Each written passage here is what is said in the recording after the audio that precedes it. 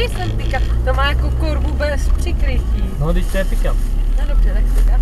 Ale jako velký, to nebylo normálně osobní auto. No tak dodávka s korbou, jako jsem já jezdil valníkem. Ne, to bylo větší. Něco jako má tvůj taťka. No tak AV. A ta pitomá Audina ho chtěla jakoby, tam byla normálně, víš co, měla jeden pruh.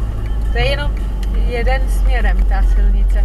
A ten debil se tam chtěl vecpat jakoby vedle něho. Jenže se tam teoreticky jako nemohl vejít, jo. Takže on si jako stoup s tou velkým autem jakoby čelem doprostřed a ta Audina byla v půlce toho auta. A